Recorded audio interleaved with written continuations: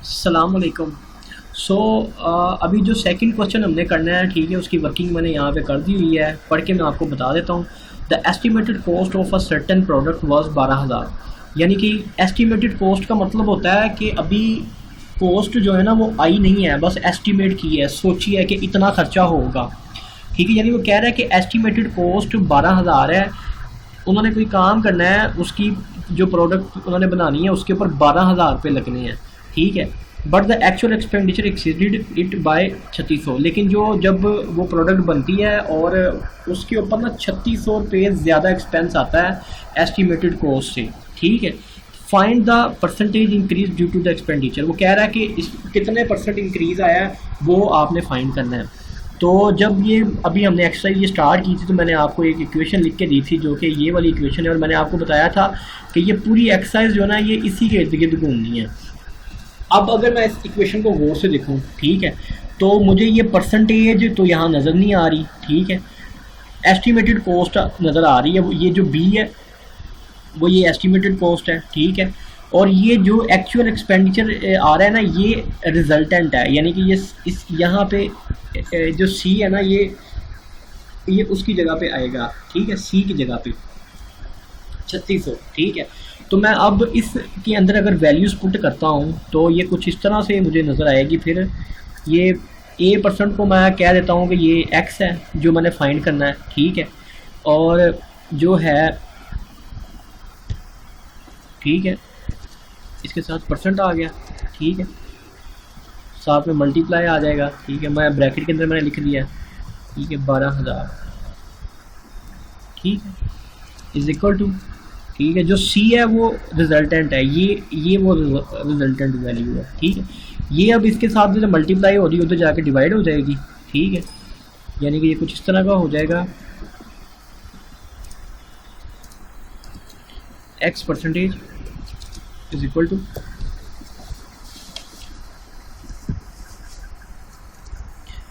अच्छा, X percentage is equal to, ठीक है, ये मुझे नज़र ही नहीं आ रहा है यहाँ पे, इसको मैं उठा के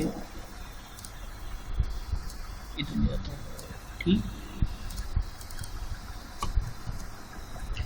ये आ जाएगा 36,000, और सॉरी 3600। ठीक है, और ये इसके साथ मल्टीप्लाई और उधर जाके डिवाइड हो जाएगा। ठीक है,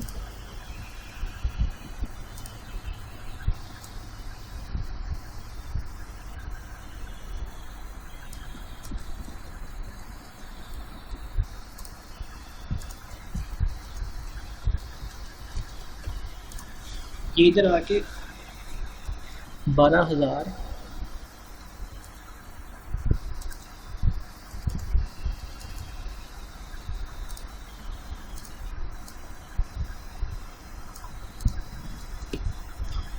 ठीक है, अब मैं क्या करूँगा, सिंपल मैंने करना है,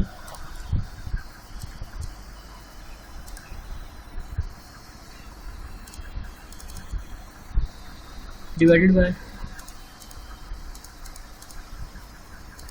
ठीक है, 0.3। ठीक है, इसको मैं मल्टीप्लाई कर दूंगा 100 के साथ, क्योंकि मैंने इसको परसेंटेज में लेके आना। तो मैंने इसको मल्टीप्लाई कर दिया 100 के साथ, तो ये आ जाएगी 30%। ठीक है, यानी कि जो मेरी परसेंटेज का आंसर है वो आ गया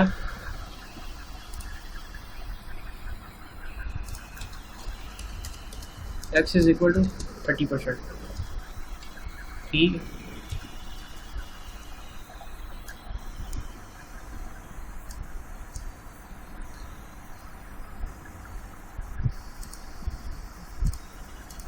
ठीक है जी।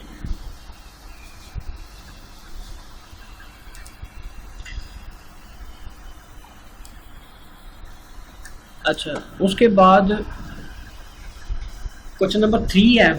ठीक है, क्वेश्चन नंबर 3 को हम देख लेते हैं। क्वेश्चन नंबर 3 में वो क्या कह रहा है।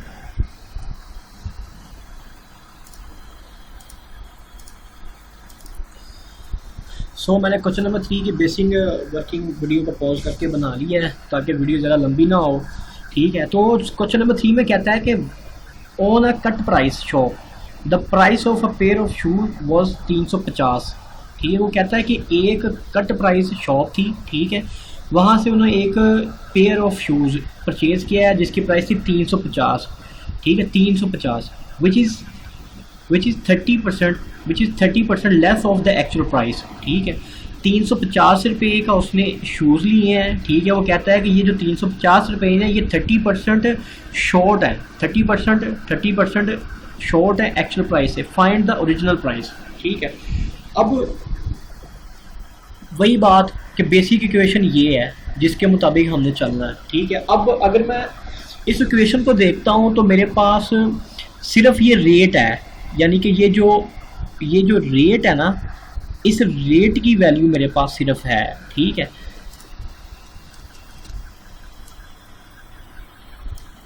ठीक है यानी कि मेरे पास सिर्फ जो ये रेट है ना इसकी वैल्यू है। ठीक है ये भी नहीं है मेरे पास और ये भी नहीं है। ठीक है अब मैंने क्या किया है, मैंने ये किया है कि मैंने कहा कि let the original price is x. ठीक है और जो ओरिजिनल प्राइस और जो रिजल्टेंट प्राइस है उसको मैंने एक्स एज्यूम कर लिया है। ठीक है और 300 और यहाँ तक तो ये यहाँ तक मेरी ये इक्वेशन पूरी होती है। ठीक है यहाँ तक मेरी ये इक्वेशन पूरी हो जाती है। ठीक है यहाँ तक।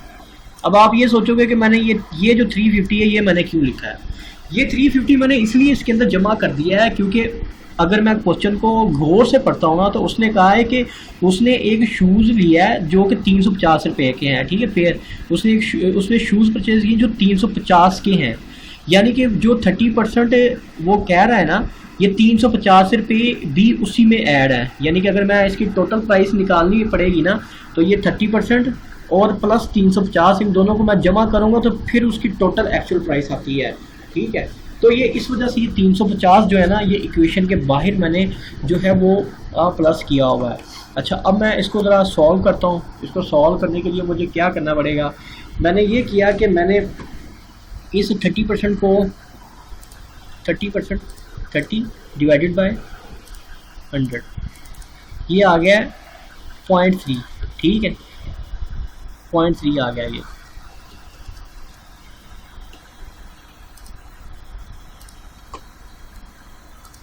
मैंने किया ये मुझे फिर नज़र नहीं आएगा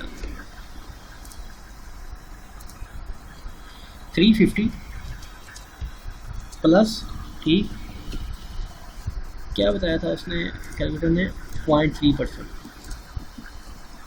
0.3x। ठीक है ऑफ जो है वो मल्टीप्लाई है। ठीक है ये प्लस आएगा इज इक्वल टू एक्स। ठीक है अब ये जो है ये प्लस का है। ठीक है ये उधर जाके ये किसका हो जाएगा, माइनस का हो जाएगा। ठीक है यानी कि ये कुछ इस तरह का बन जाएगा 350 is equal to x minus 3x। ठीक है अब मैं इसको मज़ीद सिंप्लीफाई करता हूँ। मैंने क्या किया, मैंने किया इसको 350 इज इक्वल टू ठीक है इस x माइनस 3x में x जो है ना वो कॉमन है, x को मैंने कॉमन ले लिया। ठीक है यहाँ पे आ जाएगा x इकम एक आ जाएगा माइनस ठीक है 0.3 आ जाएगा। ठीक है 0.3। ठीक है ये जो ये x है ठीक है वो आ गया बाहर। ठीक है यहाँ पे आ जाएगा 1 और ये जो x है ये x के साथ कट जाएगा। ठीक है ये ख़त्म हो जाएगा। ठीक है ये चीज़ आ जाएगी। ठीक है उसके बाद ये होगा कि ये 350 इज इक्वल टू ठीक है ये आ जाएगा 1 minus 0.7।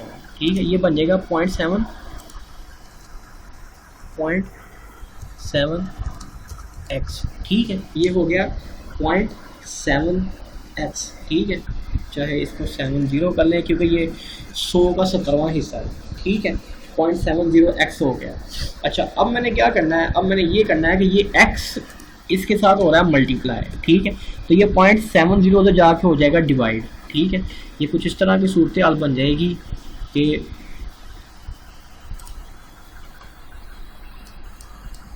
x is equal to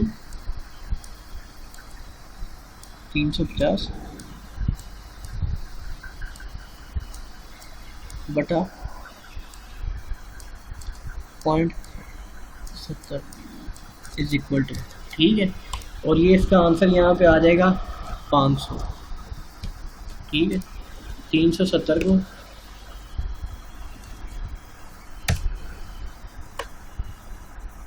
350, sorry 370 कह रहा हूँ, 350 डिवाइडेड बाय इशारिया 70, ठीक है। ये 500 इसका आंसर आ जाएगा, यानी कि ये जो था ये 500 इसकी ओरिजिनल प्राइस है, ठीक है। यानी कि 350 इसमें ये वाले हैं, 350 इसमें ये वाले हैं, ठीक है। और वो बाकी जो हुआ है ना वो ये x की वैल्यू आ गई 500, ठीक है। यानी कि ओरिजिनल प्राइस जिसे मैं कहता हूँ। अच्छा, उसके बाद इसमें एक और क्वेश्चन है, ठीक है। वो काफ़ी आसान सा क्वेश्चन है, तो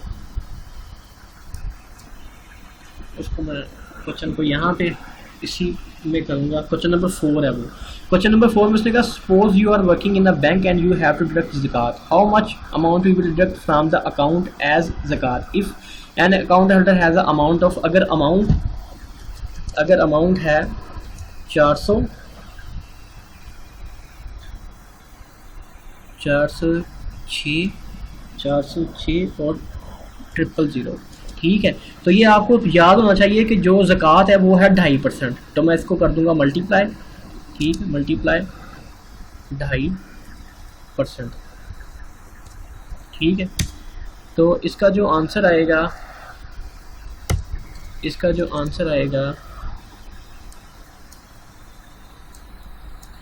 वो कुछ ऐसा आएगा।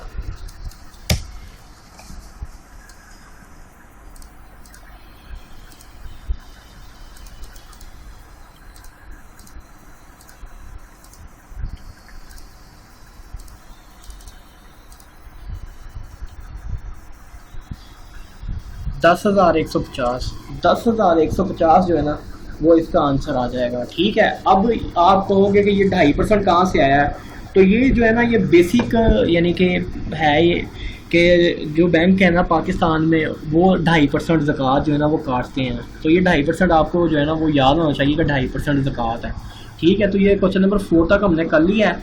इसके बाद जो है ना हमारा क्वेश्चन नंबर 5 और क्वेश्चन नंबर 6 बाकी हैं, और क्वेश्चन नंबर 5, 6 और ये जो हमने किया है, हाँ ये 4 किया है।